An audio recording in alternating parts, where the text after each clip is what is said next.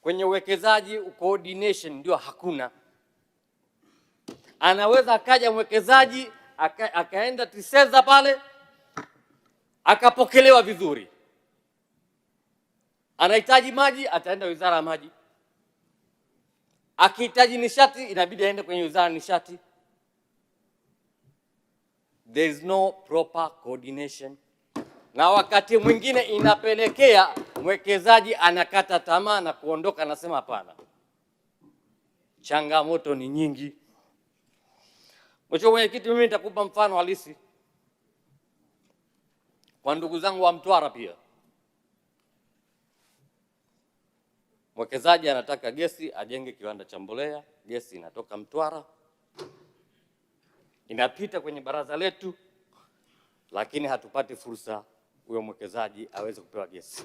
Hiyo changamoto. Lakini sio hilo tu. Kuna mwekezaji mwingine wa kiwanda cha sukari pale pale Mtwara. Tayari kuna mgogoro wa ardhi. Kuna wananchi wanadai fidia. Kwa hiyo hakuna coordination ambayo ni nzuri kumfanya mwekezaji awe safe. Mheshimiwa Mwenyekiti, lakini hata ukiangalia kwenye upande wa kodi zetu, leo hii safety ya mwekezaji anaangalia, je, mamlaka ya kodi yamekaaje? Na mfano mdogo tu wa uhalisia, ukienda kwenye tovuti ya mamlaka ya mapato, kuna mashauri mengi sana ya kikodi. Yaani ukichungulia pale kwenye TRAB na TRAT utaziona. All over trillions of money hazipati usuluhishi. Mwekezaji atakuwa na imani?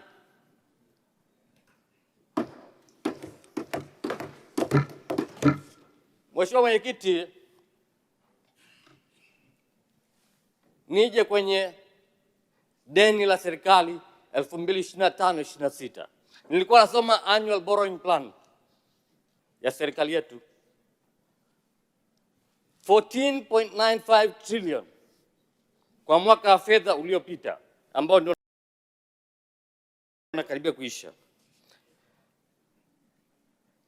Trilioni 14.95 ndio ilikuwa kwenye mkakati wa mwaka wa fedha kwamba tutakopa.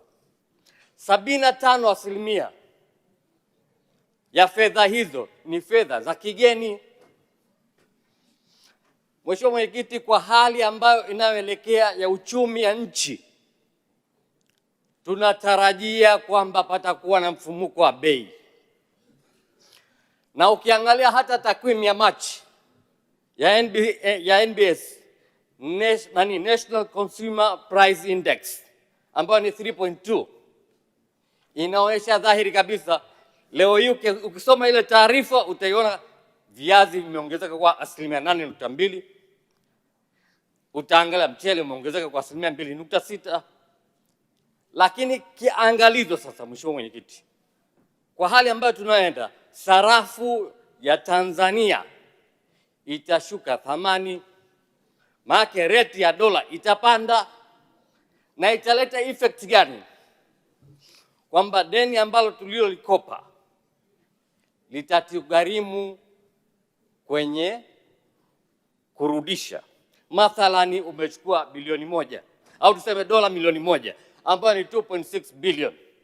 Sarafu ikicheza, thamani ya shilingi imeshuka, tuseme dola 1 ikawa shilingi 3,000, maana tayari una deficit ya milioni 400.